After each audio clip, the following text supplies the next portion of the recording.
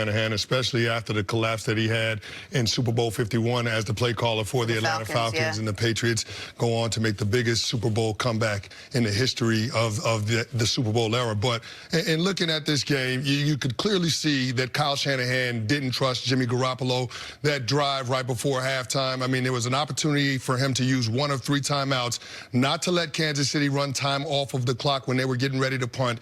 He elects not to do it. You could see John Lynch in the booth upstairs trying to signal timeout, and the fact that he didn't get it done, I think that just shows that Kyle Shanahan had no visions of his quarterback trying to lead a scoring drive before the half. Even when they got the ball, he decided that he was going to run it. Now, they did have an opportunity for a chunk play to throw to George Kittle, but they ended up getting called for OPI because he extended with his arm. And that even only happened because the Chiefs used a timeout. That happened because the Chiefs used a timeout. They were going to just run the clock down and take it into halftime if the Chiefs don't use a timeout. 100%. But I think in that moment you saw that Kyle Shanahan clearly doesn't trust Jimmy Garoppolo, and I think he's justified just based on the last drive that they had an opportunity to actually get back in the game. I mean, you're down 4, you get the ball back with 2:44. You end up getting the ball at midfield with 1:49 left.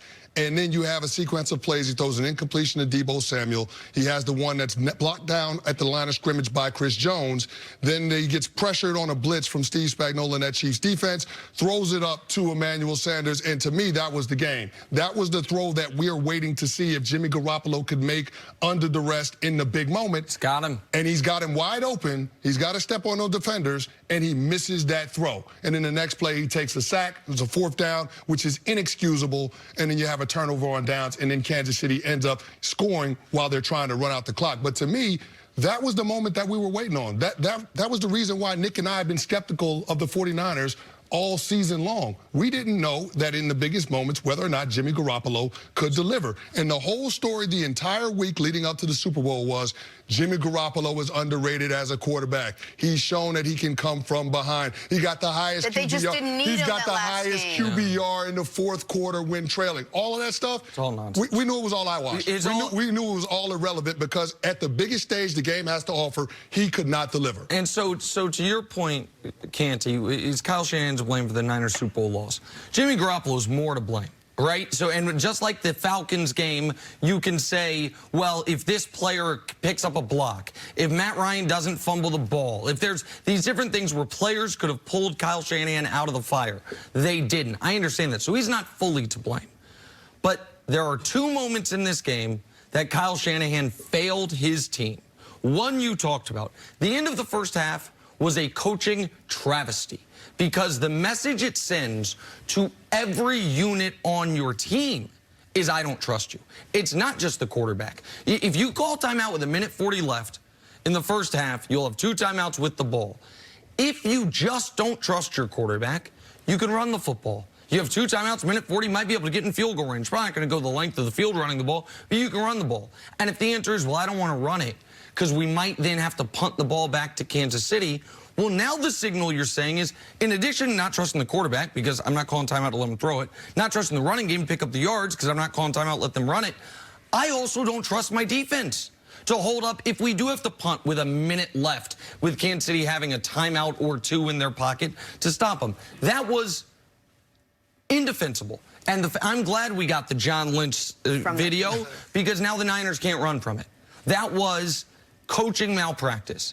And then there was one moment in the second half that, much like, despite all the things that happened in the Atlanta Super Bowl, there's one play you circle and say, if you call the right play there, you win. After the Julio Jones catch on the sideline, you're up 8, you're inside the New England 25, there's inside of 4 minutes left, it's 2nd and 11. If you just run the football, you kick a field goal and you win the game. Instead, he called a pass play, ended disastrously. For the Niners in this game, it was after the Tyreek Hill 44-yard play when the Chiefs cut it to 20-17. In that situation, it is 2nd and 5. The Niners are up 3. They've just gotten 5 yards on 1st down. There's around 5 minutes left, and he calls a Jimmy Garoppolo pass play. And this happens, which then leads to a Jimmy Garoppolo pass play the next down, which also goes incomplete. As someone who was rooting incredibly hard for the Chiefs, I was begging, call a pass play. Don't continue to run it. You had just gotten 5 yards on first down. You have the lead in the fourth quarter. And now what Kyle Shanahan has to own is this. In Super Bowl history, there's only been one comeback of greater than 10 points. He was the offensive coordinator for it. There's been now 4 comebacks of exactly 10 points. He was the head coach for one of them. So the single biggest Super Bowl collapse and the next biggest Super Bowl collapse, he was the play caller for both of them. Canty, let me ask you a question. Is there anything to the fact that Kyle Shanahan was just crushed for being too aggressive in that Super Bowl when he lost to the Patriots? Way too aggressive instead of holding on to that lead. That he'd listened to so much of that leading up to this that maybe he flipped the page a little bit and was almost too conservative, at least at the end of the first half, saying, I'm not going to do what I did that time. I just want to hold on, go into halftime, tied at 10. Yeah, well, you have to go out there and win the Super Bowl. You can't try to avoid losing the Super Bowl. So to me, that give-up drive at the end of the first half was one of those things that you look at it and you say that was a wasted possession. And I don't know that you can afford to waste possessions in the biggest game because there is no game next week. This is it. It's all over with. So, I mean, if you have confidence in your team, more importantly, if you have confidence in your quarterback, I think you're a little bit more aggressive. But to your point, maybe Kyle Shanahan overcorrected the driver just a little bit.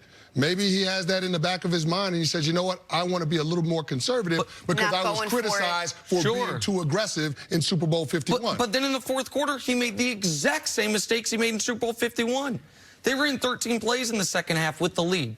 They passed on 9 of them. You have 2nd and 5 with the lead. You are 6 first downs away. That's the math. 6 first downs away from being able to take knees. Probably not going to get 6 first downs. You get a touchdown, the game's over anyway. You get a field goal with if you take time off the clock. Chiefs then have to drive the field. You cannot call a pass play on 2nd and 5 when you've just run for 5 yards with Jimmy Garoppolo as your quarterback. You can't do it because those are the things that happens. Like, these are the singular moments. And you do wonder a bit, that monkey is now off Andy Reid's back, right? The best offensive mind in football, but can't get it done in a big game. I wonder who can take that title. The best offensive mind in football, but game management stuff into games, neck gets a little tight. The collar gets a little tight. It's what it felt like to me yesterday, and I wonder what John Lynch is thinking this weekend, or this morning. Personally, probably feels like got snubbed on the Hall of Fame. Then he's begging his coach to call timeout. He doesn't do it. They can't hold on to a 10-point fourth quarter lead. Listen, if Shanahan really doesn't trust his quarterback, they got problems because he signed a 5-year, $137 million contract. He's their guy for a while now. All right, we'll take a break. Coming up, is Patrick Mahomes the most clutch